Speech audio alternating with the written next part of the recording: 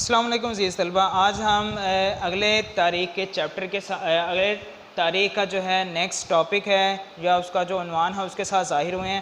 آج کا جو ہمارا عنوان ہے وہ ہے سکھ مذہب۔ سکھ مذہب کے بانی جو ہیں بابا گورکھناتھ 1469 میں پنجاب کے ضلع ننکانہ صاحب میں پیدا ہوئے۔ ان کے والد کا نام مہتا کالو تھا جو ہندو تھے، اور بابا گورکھناتھ نے ہندو واسم کی تعلیمات سے متاثر نہ تھے۔ انہوں نے ایک نئے مذہب یعنی کہ سکھ مذہب کی بنیاد رکھی۔ بابا گورکھناتھ کی تعلیمات سکھوں کی مقدس کتاب گرو گرانتھ صاحب میں ملتی ہے۔ بابا گرو نانک مسلمان صوفیاء کرام سے بہت متاثر تھے۔ آپ نے اپنے پیروکاروں کو نسلی امتیاز ترک کرنے، توحید، مساوات کی پیروی کرنے کا درس دیا۔ 18ویں صدی کے وسط میں جب مرکز میں مغلوں کی حکومت کمزور ہوئی تھی تو صوبہ پنجاب، سرحد اور خیبر پختونخوا میں سکھوں نے زور پکڑا اور وہ پورے پنجاب پر قابض ہو گئے۔ سکھوں نے پنجاب پر 1801 سے 1849 تک حکومت کی۔ سکھ دور حکومت میں مشہور حکمران مہاراجہ رنجیت سنگھ کا نام آتا ہے، جس کا انتقال 1839 میں ہوا۔ اس کے بعد آہستہ آہستہ سکھ حکومت زوال پذیر ہوتی گئی۔ آخر میں 1849 میں انگریزوں نے سکھوں کو شکست دے کر پنجاب پر اپنی حکومت قائم کر لی۔ اور اس کا اگلا جو ٹاپک ہے ہمارے پاس ہے مغلیہ دور حکومت میں معاشرتی اور ثقافتی حالات اور معاشرے میں تبدیلیاں کیا ہیں۔ مختلف علاقوں کے لوگ اپنی زندگی کے ایک خاص طرز کلچر پر بسر کر رہے تھے اور مخصوص طرز حیات پر ثابت قدم رہتے تھے۔ یہ طریقہ زمانہ کے ساتھ ساتھ بدلتا رہتا تھا۔ اسی طرح رسم و رواج میں بھی تبدیلیاں آتی رہیں۔ لوگ شہروں اور گاؤں میں نئے رسم و رواج اپناتے رہے اور پرانے ترک کر دیتے تھے۔ رسم و رواج کسی بھی مذہب ثقافت میں اہم ہوتے ہیں، انسان کی شخصیت پر اثر انداز ہوتے ہیں۔ ہر ملک کے اپنے اپنے رسم و رواج ہوتے ہیں جو ان کی تہذیب و ثقافت کا حصہ بن جاتے ہیں۔ مخصوص طرز زندگی کی وجہ سے لوگوں کی پہچان بن جاتے ہیں۔ مغل بادشاہوں نے سنہری اصول اپنائے جو اسلام نے انہیں دیے تھے۔ معاشرے میں عدل و انصاف اور مساوات، ہر شخص قانون کے سامنے جواب دہ ہو اور قانون کی پابندی کرے۔ ان تمام اصولوں کی وجہ سے غیر مسلم لوگ بہت خوش ہوئے۔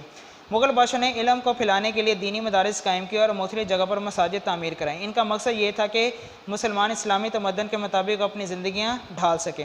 مشہور اور جید کرام علماء کا ان مدارس میں تقرر کیا جاتا اور حکومت کی طرف سے ان کو تنخواہیں ملتی تھیں۔ ان مدرسوں میں اسلامی لائبریریاں بھی تھیں۔ مغل سلطنت میں ہر مذہب کو اپنی مذہبی فرائض ادا کرنے کی مکمل آزادی ہوتی تھی۔ ٹیکس کے تعین میں انصاف کو مد نظر رکھا جاتا تھا، کسی کے ساتھ زیادتی نہ کی جاتی تھی اور چاہے اس کا کوئی بھی مذہب کیوں نہ ہو۔ مسلمانوں کا معاشرہ اصول مساوات یعنی کہ سب لوگ برابر اور بھائی چارے پر مشتمل تھا۔ یہ اصول ہندو معاشرے کے لیے نئے تھے کیونکہ ہندو معاشرہ ذات پات کا قائل تھا اور شودہ سب سے ادنا ذات تھی۔ اسلام کے عادلانہ اور منصفانہ نظام نے ہندو معاشرے کو بہت متاثر کیا۔ مسلمانوں نے ہندوؤں سے بہت اچھا سلوک کیا۔ ہندوؤں کو مذہبی آزادی بھی حاصل تھی، وہ اپنی عبادت گاہوں میں جاتے اور آزادانہ عبادت کر سکتے تھے۔ مسلم معاشرے میں ہر شخص کے لیے ترقی کے برابر مواقع موجود تھے۔ ایک غلام بھی اپنی ذہانت اور صلاحیتوں کی بنا پر اچھے اور اعلیٰ عہدے پر فائز ہو سکتا تھا۔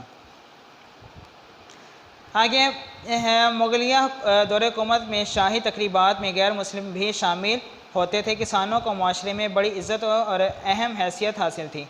حکومت حالات کے مطابق مالیہ بھی وصول کرتی تھی۔ حکومت وقت کسان کو قرضے بھی دیتی تھی، جس کی وجہ سے زراعت کے شعبے میں بہت زیادہ خوشحالی آئی۔ مسلمانوں نے برصغیر پاک و ہند میں کپڑے کی صنعت کو بہت زیادہ ترقی دی۔ بنگال ریشمی اور سوتی کپڑے کی صنعت کے لیے بہت مشہور تھا۔ تاجروں کو بھی معاشرے میں اعلیٰ مقام حاصل تھا۔ مغل بادشاہوں نے لوگوں کے آرام کے لیے سرائیں اور مسافر خانے بھی بنوائے تاکہ سفر کے دوران لوگ آرام کر سکیں۔ عزیز طلبہ، نیکسٹ ٹاپک کے ساتھ ہم پھر حاضر ہوں گے۔ امید ہے جو پڑھایا آپ کو اس کی سمجھ آئی ہوگی، آپ نے اسے اچھی طرح سے یاد بھی کرنا ہے اور اس کے جو مین جو ہے اہم باتیں جو ہیں انہیں آپ نے لکھ لینا ہے۔ شکریہ۔